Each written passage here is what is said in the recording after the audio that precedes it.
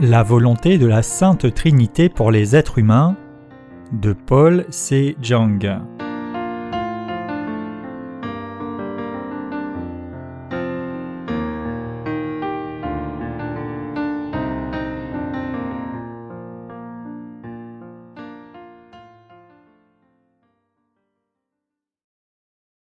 La Bible est la parole du salut, non pas un livre de science. Genèse 1, versets 1 à 2. Au commencement, Dieu créa les cieux et la terre.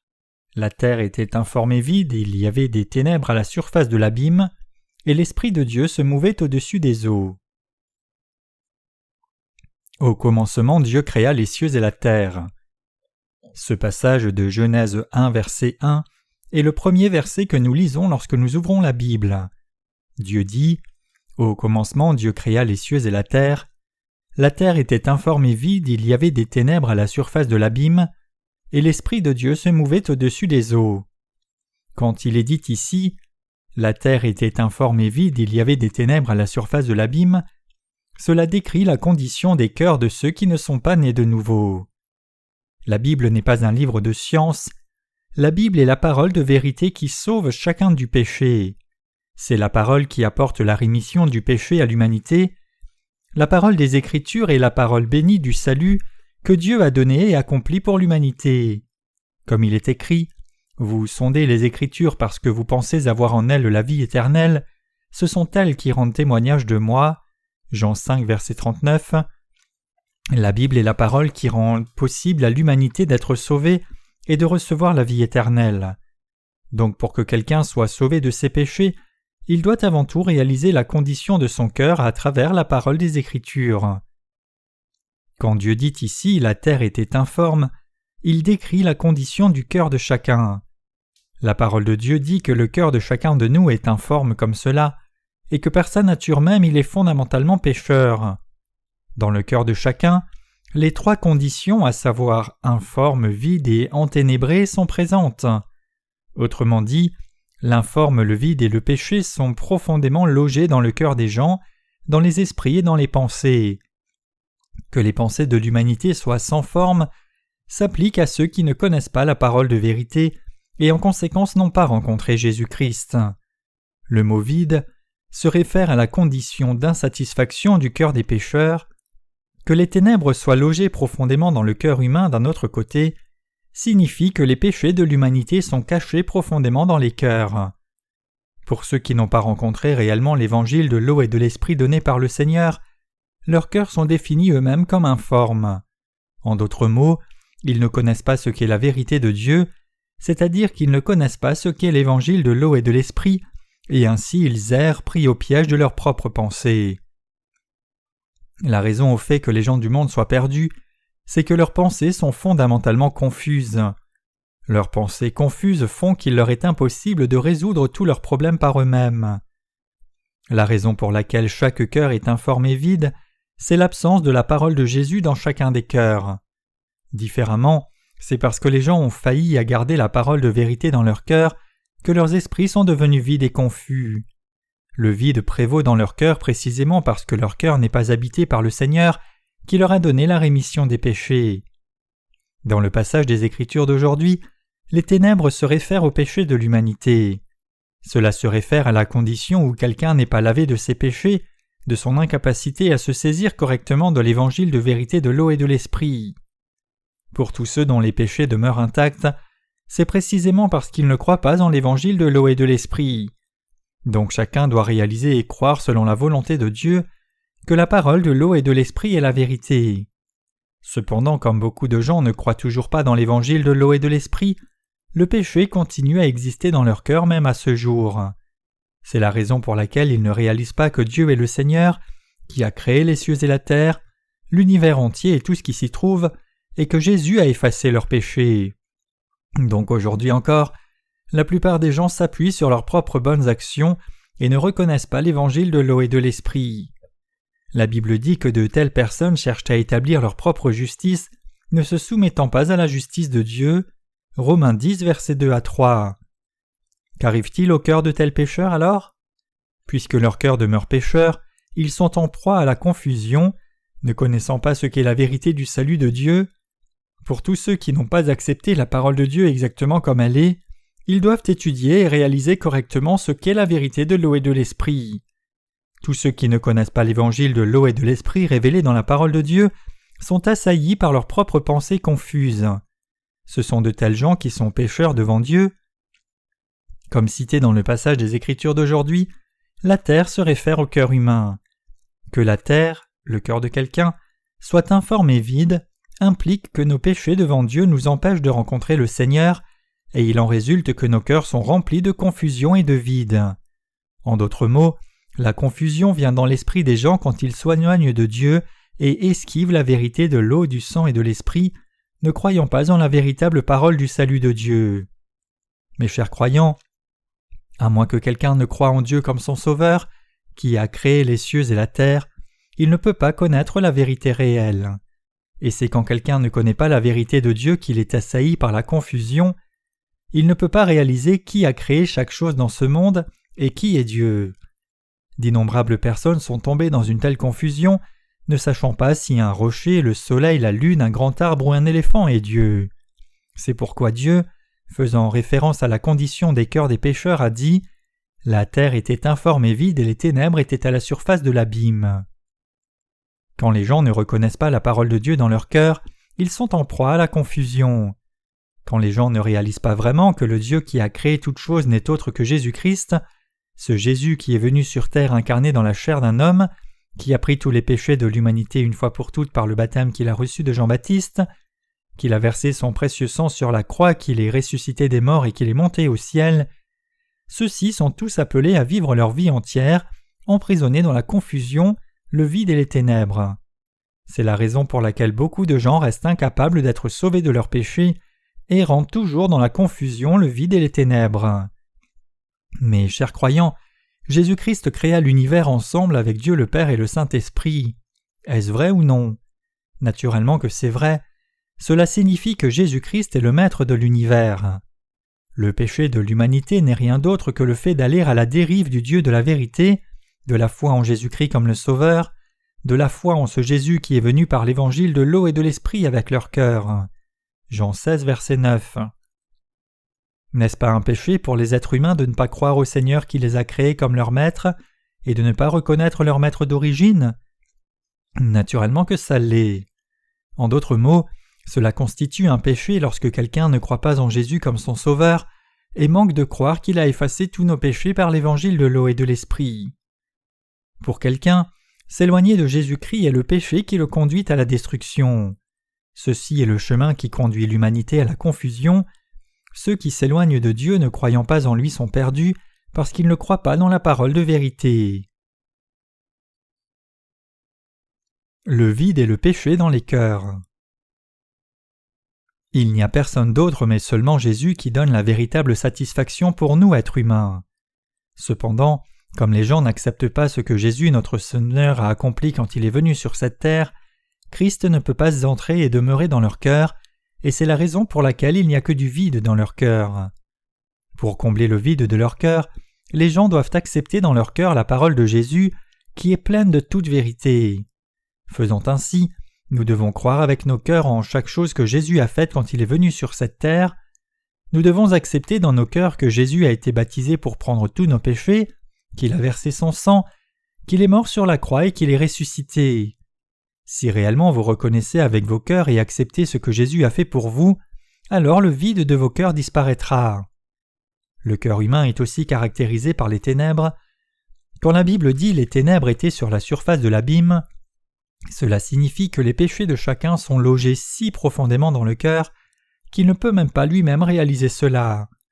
Cela signifie aussi que les êtres humains essayent de cacher leurs péchés. Mes chers croyants, si quelqu'un cache ses péchés et refuse de reconnaître son péché, alors il continuera à vivre emprisonné dans les ténèbres, et il ne naîtra pas de nouveau comme quelqu'un qui plaît à Dieu. Si quelqu'un ne réalise pas et n'admet pas combien faible et méchant il est, alors il ne pourra pas être capable de reconnaître le Dieu de miséricorde à la fin et échouera à rencontrer le Dieu du salut à travers la parole. À moins que quelqu'un ne reconnaisse la parole de Dieu, il ne peut jamais réaliser sa propre nature, et si quelqu'un ne réalise pas sa véritable nature, alors il sera abandonné par Dieu. C'est parce que les gens ne veulent pas reconnaître Dieu qu'ils essayent de cacher leurs péchés, tentant de s'imposer comme des gens vertueux et se protégeant de tout eux-mêmes. Ceci est ce qui leur arrive lorsque quelqu'un ne reconnaît pas la parole de vérité de Dieu. Ceci, mes chers croyants, est un péché. Tous ceux qui s'éloignent de Dieu et qui ne croient pas dans sa parole sont pécheurs. Dès le commencement, Dieu parle à de tels pécheurs, leur disant que leur cœur est informe et vide, et que les ténèbres sont sur la surface de l'abîme. Dieu œuvre en nous seulement par sa parole. La Bible dit que l'Esprit de Dieu se mouvait sur la surface des eaux. À travers quoi Dieu remet-il les transgressions des pécheurs ? C'est par sa parole que Dieu remet tous les péchés de tout le monde. Dans la Bible, cette eau se réfère à la parole de vérité de Dieu, la terre se réfère au cœur humain, et la mer se réfère au monde. Quand il est dit « l'Esprit de Dieu se mouvait sur la surface des eaux », cela indique où l'Esprit de Dieu œuvre, impliquant que le Saint-Esprit œuvre dans les limites de la parole parlée. Quand les gens prennent la parole de Dieu et croient dans cette parole, Dieu œuvre dans leur cœur avec sa parole, effaçant complètement tous les péchés de leur cœur et les sauvant tous. Dieu créa l'univers avec sa parole, et c'est aussi avec sa parole qu'il a remis tous les péchés de chaque pécheur. Que signifie alors quand la Bible dit que le Saint-Esprit qui est Dieu lui-même se mouvait sur la surface de l'eau ? Cela signifie que l'Esprit de Dieu sanctifié, c'est-à-dire le Saint-Esprit, ne peut pas entrer dans un cœur pécheur. Ce passage nous dit que bien que Dieu désire demeurer dans le cœur des gens et être avec eux, il ne peut pas faire cela aussi longtemps qu'il y a du péché dans leur cœur. Dieu le Saint-Esprit désire venir dans le cœur de chacun, mais il peut seulement venir dans le cœur de ceux qui ont reçu la rémission de leurs péchés. C'est la raison pour laquelle il faut croire dans la parole parlée par Jésus et accepter dans son cœur la rémission du péché qui est venue par l'eau et l'Esprit. C'est alors que le Seigneur peut venir en nous. Qui a créé l'univers ? C'est Jésus, Dieu lui-même. Fondamentalement parlant, Jésus est Dieu lui-même, celui qui nous a créés et a créé l'univers. Et Jésus est le Sauveur, Dieu qui est venu sur la terre pour nous sauver de tous nos péchés. Jésus est le Dieu qui a fait toute la nature. Comment alors pouvons-nous rencontrer ce Jésus ? C'est par la parole de vérité de Dieu que nous pouvons rencontrer Jésus. Quand nous croyons dans la parole de l'Évangile de vérité de la rémission du péché, nous pouvons en effet être pardonnés de tous nos péchés et rencontrer Dieu. Nous pouvons alors réaliser qui est Dieu, quel genre de relation nous avons avec Dieu, ce qu'est le péché dont Dieu parle, ce qu'est le salut, c'est-à-dire la rémission du péché, ce dont Dieu parle, ce qu'est la vie éternelle donnée par Dieu et quel genre de bénédiction Dieu nous donne. C'est en croyant en Jésus que nous pouvons croire en Dieu avec nos cœurs. Dieu œuvre en ceux qui croient dans sa véritable parole du salut, et c'est les croyants dans cette parole que Dieu sauve, leur donnant la rémission de tous leurs péchés. Le Seigneur donne la rémission du péché à ceux qui croient dans la parole du salut de Dieu. Cependant, si quelqu'un n'entend ni ne croit à la parole de vérité, et dont le péché demeure intact dans son cœur, Dieu ne peut pas venir dans son cœur. C'est la raison pour laquelle Dieu se meut autour de nous, nous disant en premier de recevoir la rémission du péché qu'il offre à tous librement. Et c'est pourquoi la Bible dit « L'Esprit de Dieu se mouvait à la surface des eaux ». Quel est alors le péché de l'humanité ? Premièrement, c'est le rejet de la parole du salut de Dieu, qui apporte la véritable rémission du péché, et le refus de croire cela avec le cœur. Pour l'humanité, ne pas croire dans la vérité du salut de Dieu, c'est commettre un grand péché devant Dieu. Les gens souvent considèrent un péché seulement lorsqu'ils commettent particulièrement une grave transgression, mais ceci n'est pas le seul péché. Ne pas croire en Jésus-Christ qui est la parole, c'est un tel péché. Le réel, le plus fondamental péché, c'est l'échec à reconnaître et croire dans la parole de Dieu.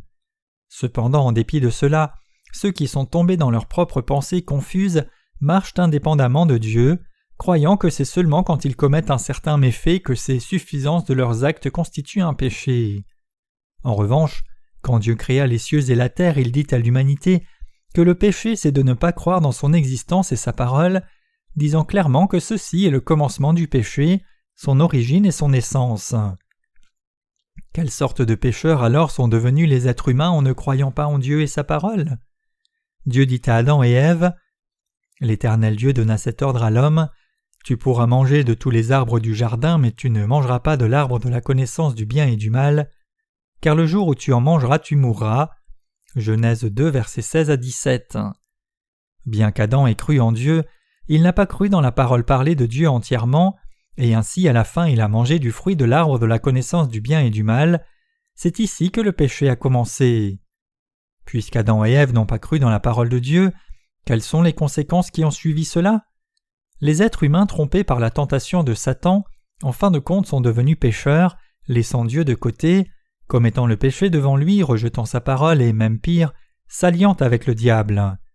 Et ne croyant pas dans la parole de Dieu, les êtres humains se sont retrouvés comme des pécheurs pour être maudits.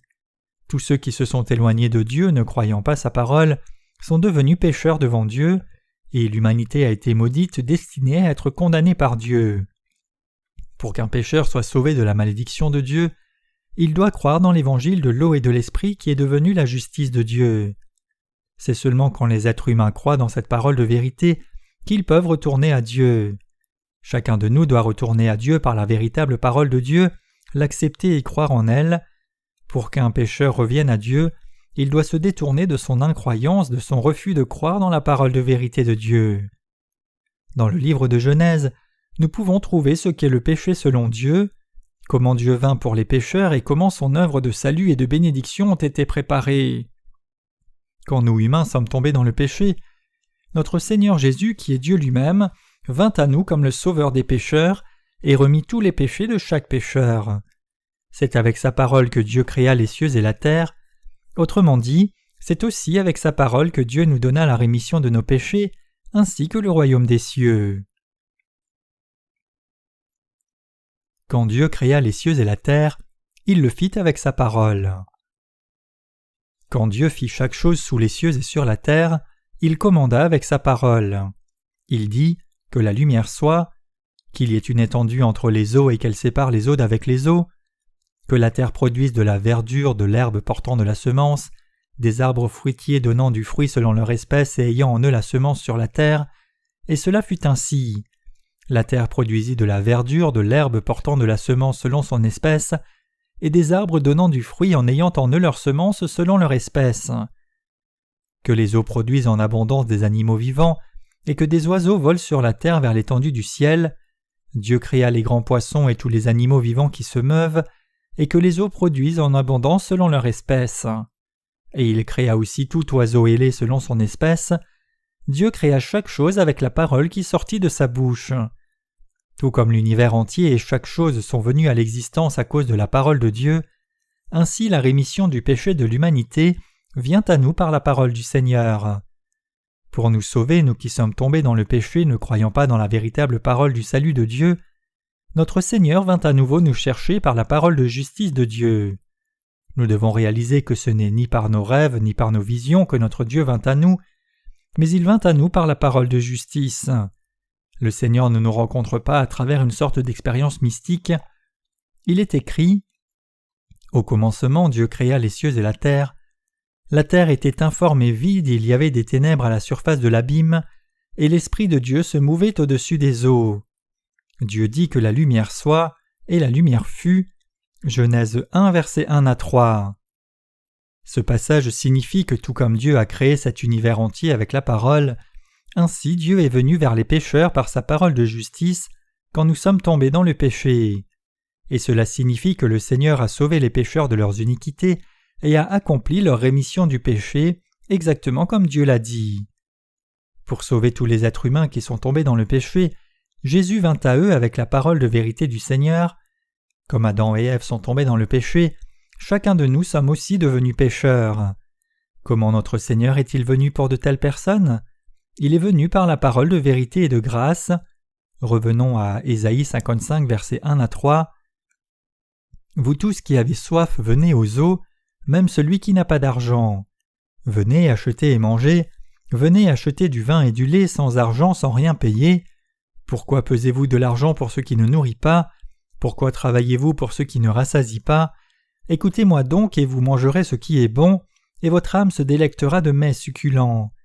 Prêtez l'oreille et venez à moi, écoutez et votre âme vivra, je traiterai avec vous une alliance éternelle, pour rendre durables mes faveurs envers David. » Lorsque les pensées des êtres humains ont été prises au piège dans la confusion, que leur cœur était vide avec des ténèbres sur la surface de l'abîme, notre Seigneur vint par la véritable parole du salut pour tous les pécheurs qui avaient laissé Dieu et sa parole. Comme c'est écrit, « Prêtez l'oreille et venez à moi, écoutez et votre âme vivra, je traiterai avec vous une alliance éternelle pour rendre durable mes faveurs envers David. » C'est par la parole de sa justice que Dieu est venu à nous. Vous devez retourner à la parole de Dieu. Rien d'autre que la Bible que vous et moi avons n'est la parole de Dieu. La Bible elle-même est la parole de Dieu. Vous devez connaître la parole de Dieu et l'accepter par la foi. Des trois personnes de Dieu, le Père, le Fils et le Saint-Esprit, le Fils est la parole de Dieu. Cette parole elle-même que nous lisons maintenant, c'est Dieu lui-même. Jean 1, verset 1. Comme cela est vrai, ceux qui croient dans le Seigneur lisent la parole des Écritures, ils font ainsi croyant que c'est la parole de Dieu. En revanche, les pécheurs qui ne croient pas au Seigneur ne croient pas que la Bible est la parole de Dieu, ni ne croient que la parole est Dieu lui-même. Dieu est esprit, mais il est aussi logos, c'est-à-dire la parole elle-même. La véritable parole de la Bible est la parole de Dieu, et la parole c'est Dieu lui-même. Le Seigneur Jésus vient dans le cœur des pécheurs par la parole du salut, parce qu'il est le Dieu de la parole. En venant vers les pécheurs par sa parole, Dieu dit « Voici, tu appelleras des nations que tu ne connais pas, et les nations qui ne te connaissent pas accourront vers toi, à cause de l'Éternel ton Dieu, du Saint d'Israël qui te glorifie. Cherchez l'Éternel pendant qu'il se trouve, invoquez-le tandis qu'il est prêt. » Ésaïe 55, versets 6 à 7. Si ce n'était pas par la parole de Dieu qu'il a dite pour nous, comment pourrions-nous croire dans le Seigneur comme notre Sauveur? Comment pourrions-nous rencontrer le Seigneur? Si le Seigneur nous appelait par nos noms et nous apparaissait en vision dans toute sa gloire et nous disait « J'ai pris tous vos péchés », nous nous trouverions mal et nous mourrions. Contrairement à nous, Dieu n'a pas de corps. Il vint à nous et nous parla comme la parole de vérité elle-même. Il nous dit « Cherchez le Seigneur pendant qu'il peut être trouvé, appelez-le pendant qu'il est prêt, que le méchant abandonne sa voie et l'homme d'iniquité ses pensées, qu'il retourne à l'Éternel qui aura pitié de lui, et à notre Dieu car il pardonne abondamment. » Dieu est près de nous par sa parole. Alors que le Seigneur est dans le cœur de ceux qui sont sauvés, pour les incroyants il est près d'eux avec la parole de Dieu. Le Seigneur est toujours près des pécheurs, ensemble avec eux avec la parole. Si les pécheurs appellent Dieu, s'ils regardent réellement à lui, Dieu les rencontrera à travers sa parole. Pour trouver Dieu, les méchants doivent en premier abandonner leur voie et les injustices de leurs pensées. Le mot méchant ici se réfère à ceux qui ne reconnaissent pas la parole de justice de Dieu. Les méchants doivent revenir de ne pas avoir reconnu la justice de Dieu. Ceux qui ne sont pas justes devant Dieu sont ceux qui ne reconnaissent pas la parole de vérité de Dieu et commettent le péché, et avec les méchants ils doivent aussi abandonner leurs pensées incrédules et retourner au Dieu de vérité. Le méchant et l'injuste sont tout autant pécheurs, et pour que de tels pécheurs reviennent à Dieu, ils doivent venir à l'Évangile par la foi dans la justice de Dieu, indépendamment du genre de péché où ils peuvent être tombés. Faisant ainsi, ils doivent en premier réaliser à quel point ils ont échoué lamentablement à reconnaître la parole de justice de Dieu. Tous pécheurs peuvent rencontrer Dieu et croire en lui seulement quand ils admettent leur méchanceté, reconnaissent leur échec, reconnaissent l'existence de Dieu et admettent que Dieu est leur Seigneur et leur Sauveur. Chaque pécheur peut retourner à Dieu, mais seulement s'il reconnaît et croit dans la parole de vérité de Dieu. C'est quand nous reconnaissons la parole de Dieu par la foi avec nos cœurs que nous pouvons retourner à Dieu. Comprenez-vous cela?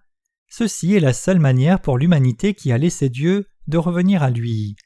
Un pécheur peut être restauré et retourner à Dieu seulement s'il reconnaît sa souveraineté et reconnaît sa parole parlée.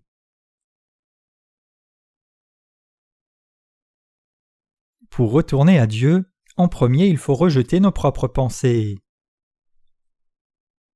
Quelqu'un ne peut pas revenir à Dieu juste en appelant le nom du Seigneur et criant « Seigneur ».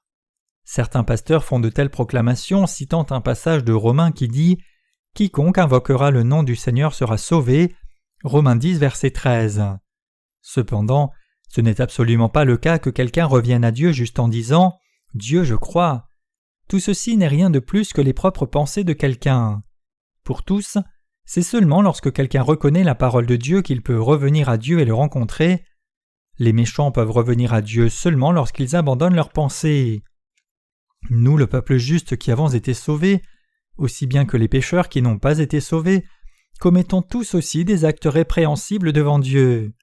Cependant, en dépit de cela, Dieu a pris toutes ces iniquités par sa justice. Il prit lui-même tous les péchés que nous commettons par nos pensées erronées, nos incompréhensions et nos faiblesses. Notre Seigneur prit tous ces péchés que les gens commettent dans leur faiblesse et dans leur ignorance. Pouvez-vous réaliser combien nous, les êtres humains, sommes ignorants devant Dieu? Tout simplement, combien de fois avons-nous pensé à tort, mal conçu et mal compris, ne voyant pas directement tout cela parce que nous n'avons pas la bonne perception? C'est pourquoi, en fin de compte, nous commettons le péché dans ce monde. Cependant, en dépit de tout cela, Jésus a-t-il pris tous ces péchés? En effet, Jésus a pris tous nos péchés et les a tous emportés. Jésus est notre Sauveur. Dans le passage d'Ésaïe cité ci-dessus, il est dit « Que le méchant abandonne sa voie et l'homme d'iniquité ses pensées, qu'il retourne à l'Éternel qui aura pitié de lui, à notre Dieu qui ne se lasse pas de pardonner. » Dieu nous dit d'abandonner nos propres pensées et de revenir à Jéhovah. Mes chers croyants, réalisez-vous combien sont mauvaises nos pensées devant Dieu? Nos pensées sont la méchanceté elle-même. Naturellement, notre Seigneur a pris toutes ces pensées erronées, mais il y a toujours tant de philosophes érudits et de scientifiques qui renient l'existence de Dieu. Ce sont ceux dont les cœurs ont été endurcis par leurs pensées. Ils disent « Où est Dieu ?» Comment Jésus pourrait-il être Dieu et comment Dieu pourrait être le Dieu de la parole? Comment aurait-il pu créer l'univers entier et l'humanité?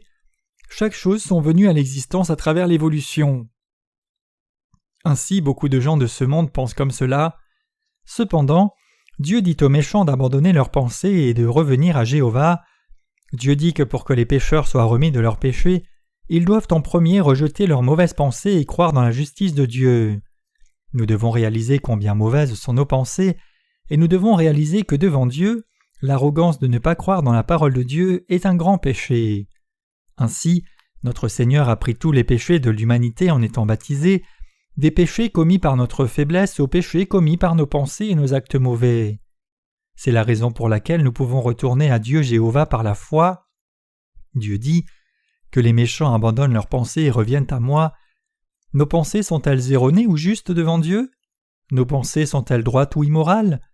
Nous devons réaliser que toutes les pensées que nous avons en dehors de la parole, autres que notre foi dans la parole parlée de Dieu et les pensées qui découlent de cette foi, sont mauvaises. Les pensées des hommes sont fondamentalement fausses. Entre nos propres pensées et la parole de Dieu, qu'est-ce qui est juste? C'est naturellement la parole de Dieu qui est juste. Friedrich Nietzsche, 1844 à 1900, un philosophe existentiel allemand, a conclu que Dieu était mort. Il pensait « C'est parce que Dieu est mort que les méchants sont si puissants dans ce monde et qu'ils pratiquent autant de mal, c'est la raison pour laquelle Dieu est mort. » Alors que Nietzsche était en voyage, il fit naufrage et se retrouva dans un canot de sauvetage. Mais les vagues étaient si hautes qu'il était sur le point de se noyer, et il est dit qu'il a fini par prier Dieu en commençant « Dieu, s'il te plaît, sauve-moi !» Nietzsche, qui avait déclaré que Dieu était mort, demandait à Dieu de le sauver. Ainsi Dieu le sauva et il posa les pieds sur la terre ferme à nouveau.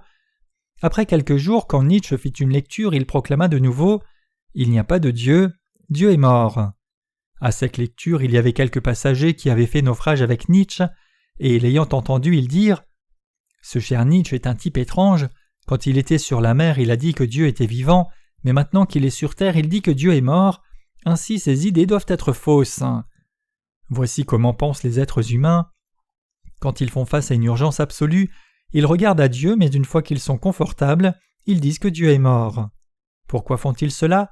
C'est parce que ces gens-là ne veulent pas s'abandonner à Dieu. Rien d'autre que cela n'est le péché de ne pas croire en Dieu, et de tels gens sont les plus méchants pécheurs qui ont laissé Dieu.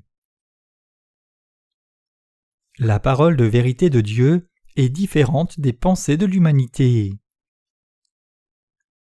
Si vous voulez que vos âmes soient sauvées du péché, alors rejetez vos propres pensées humaines, et réfléchissez sur le baptême et la croix de Jésus-Christ qui est venu par la parole de Dieu. Nos pensées fallacieuses nous font rejeter la parole de Jésus. Le Seigneur dit « Venez à moi, vous tous qui êtes fatigués et chargés, et je vous donnerai du repos. » Matthieu 11, verset 28. Le Seigneur prit lui-même tous nos péchés par son baptême, donc pour qu'un pécheur rencontre Dieu, il doit rejeter ses propres pensées et revenir à Jésus-Christ. La Bible dit alors que Dieu aura compassion de lui. Par sa compassion pour les pécheurs, Jésus prit toutes les transgressions sur son propre corps par le baptême donné par Jean il y a 2000 ans. Il est écrit « Car mes pensées ne sont pas vos pensées, et vos voix ne sont pas mes voix, dit l'Éternel. Autant les cieux sont élevés au-dessus de la terre, autant mes voix sont élevées au-dessus de vos voix, et mes pensées au-dessus de vos pensées. » Ésaïe 55, versets 8 à 9. Les pensées justes de Dieu et nos pensées humaines sont fondamentalement différentes. Elles sont à un niveau complètement différent. Dans nos propres pensées, nous humains nous plaignons « Pourquoi Dieu m'a-t-il mis en premier ici pour souffrir comme cela dans le monde ? Je ne comprends pas pourquoi il m'a fait comme cela, pourquoi il m'a fait naître comme cela. » Et ceux qui blâment Dieu ainsi blâment leurs parents. Ils pensent « Je ne peux pas imaginer pourquoi mes parents ne m'ont pas laissé d'héritage, pourquoi ils m'ont fait venir ici alors qu'ils étaient si pauvres, et pourquoi ils m'ont fait vivre comme cela, souffrant tant et méprisé par beaucoup. » Non seulement cela est juste confiné dans leurs pensées, mais ils le disent sans embâche à leurs parents. Cependant, notre Seigneur dit qu'il a permis ces souffrances afin qu'il puisse sauver tous les pécheurs, qui ont laissé Dieu, du péché et les revêtir de sa gloire, afin qu'il puisse leur permettre de chercher et de regarder à Dieu. L'humanité ne chercherait pas Dieu s'il n'y avait pas de souffrance sur cette terre et que tout était très bien, et si les êtres humains n'avaient pas d'insuffisance ou de faiblesse, alors ils ne pourraient pas devenir enfants de Dieu par la foi en Jésus. C'est la raison pour laquelle Dieu a permis que l'humanité souffre sur cette terre, mais juste pour un temps. C'est pourquoi les pensées de l'humanité et les pensées de Dieu sont complètement différentes. Les gens disent « Dieu nous a créés probablement pour sortir de l'ennui comme c'est jouer pour se divertir ». Beaucoup pensent comme cela, c'est pourquoi certaines personnes maudissent Dieu et pointent leurs doigts vers lui. Cependant, les pensées de Dieu sont différentes de nos pensées. Dieu a créé les êtres humains en vue qu'ils deviennent son peuple et ses enfants, afin qu'ils puissent vivre heureux dans le paradis sur terre et dans le royaume des cieux. Dieu a créé l'humanité afin que nous puissions jouir éternellement sans fin de vie comme Dieu lui-même. C'est avec un tel plan que Dieu nous a créés, et pour accomplir tous ces buts, Jésus a été baptisé, est mort sur la croix et est ressuscité des morts, et a tout accompli. Rien d'autre que cela n'est la providence de Dieu. Dieu a créé l'humanité en vue de nous apporter le vrai bonheur et les bénédictions à nous les êtres humains. Cependant, cela n'est pas la façon dont nous pensons par nos propres pensées, et à la place souvent nous blâmons Dieu, proférant des paroles blasphématoires. Si Dieu a créé l'humanité, il n'aurait pas dû créer les méchants ou le diable. Dieu a-t-il créé le diable ? Non, Satan le diable était un ange à l'origine. Cet ange a chuté parce qu'il a essayé de s'exalter lui-même au-dessus de Dieu. C'est la raison pour laquelle l'ange est devenu Satan. Et vous pouvez aussi réaliser le fait que Dieu a permis au peuple d'Israël de ne pas l'accepter pour que cela nous rende capables d'être sauvés du péché par la foi dans sa justice. Pour expliquer la volonté de Dieu plus facilement, laissez-moi vous montrer un parallèle entre un enfant de 5 ans et ses parents. Quand les adultes sont sur le point de mener à bien une tâche, ils font soigneusement toutes les préparations nécessaires avant de commencer réellement. Mais un enfant ne peut pas comprendre cela, peu importe combien quelqu'un peut essayer de le lui expliquer. Imaginons ici que nous voulions préparer une certaine soupe de nouilles. Quand nous fabriquons une soupe de nouilles, nous devons en premier verser la farine dans le bol. L'enfant, par exemple, âgé seulement de 5 ans, en voyant cela, demandera « Pourquoi verses-tu de la farine ?» Ensuite, nous verserons un peu d'eau dans le bol. L'enfant pourra de nouveau demander « Pourquoi verses-tu de l'eau ?» Il ne peut tout simplement pas comprendre pourquoi l'eau est versée, parce que cela n'a aucun sens pour lui. Nous commençons alors à pétrir la pâte. L'enfant demandera « Pourquoi pétris-tu la pâte ?» Nous étalerons alors la pâte avec un rouleau, et l'enfant de nouveau demandera « Pourquoi étales-tu la pâte ?» Pour l'enfant, toutes choses sont curieuses et questionnables. Quand nous coupons la pâte après l'avoir étalée, l'enfant pourra de nouveau demander « Pourquoi la coupes-tu » Quand nous faisons bouillir l'eau, il demandera « Pourquoi fais-tu bouillir l'eau » Et quand nous mettrons les nouilles dans l'eau bouillante, il demandera de nouveau « Pourquoi mets-tu les nouilles ici ? Pourquoi les fais-tu bouillir ?» Il n'y a aucune réponse à toutes les questions de l'enfant en fin de compte, mais une fois que nous lui faisons goûter la soupe de nouilles, il pourra alors réaliser « Ah, c'est ainsi que c'est la soupe de nouilles !» Cependant, toutes les étapes qui ont été passées pour fabriquer la soupe de nouilles sont oubliées pour lui. Il verra seulement le résultat, qui est la soupe de nouilles qu'il a goûtée, et que tout ce qu'il peut saisir c'est « Ainsi c'est une soupe de nouilles, waouh, c'est si délicieux !» Comme cela, l'enfant ne peut pas comprendre toutes les étapes que ses parents ont suivies pour fabriquer la soupe de nouilles. De même, peu importe la façon dont on nous parle de la raison pour laquelle Dieu nous a créés, et comment nous sont expliqués l'objectif et le processus par lequel Dieu a fait de nous ses enfants pour que nous puissions vivre heureux, il est encore très difficile pour nous de comprendre tout cela, car nous sommes comme cet enfant. Nous devons reconnaître l'infaillibilité de la parole de Dieu. Pour ce faire, il suffit de reconnaître la bonté de Dieu. Dieu a créé chacun pour le bénir. Autrement dit, c'est pour nous bénir que Dieu nous a fait naître sur cette terre. Dieu dit qu'il a fait sa vigne et qu'il l'a plantée avec des plants délicieux, et il s'attend à ce qu'elle produise de bons raisins. Ésaïe 5, verset 2. Si Dieu avait un certain plan pour produire du raisin de haute qualité, et qu'il les produit en quelque sorte, alors nous devons accepter toutes les étapes. En dépit de cela, les gens ne croient pas en Dieu. C'est à cause de cette incrédulité qu'ils seront jetés dans une benne à ordures. Si quelqu'un ne reconnaît pas Dieu comme Dieu, alors comme salaire de son péché, il n'est que juste pour lui d'être jeté dans la fosse de feu sans fin pour souffrir éternellement. C'est simplement naturel que les incrédules doivent être jetés dans la géhenne. Certaines personnes peuvent alors dire « Dieu n'avait qu'à pas créer l'enfer, pourquoi l'a-t-il fait ?» Mes chers croyants, ceci n'est pas correct pour une créature de ne pas reconnaître son Créateur. La Bible illustre ce point en dressant une analogie avec un potier.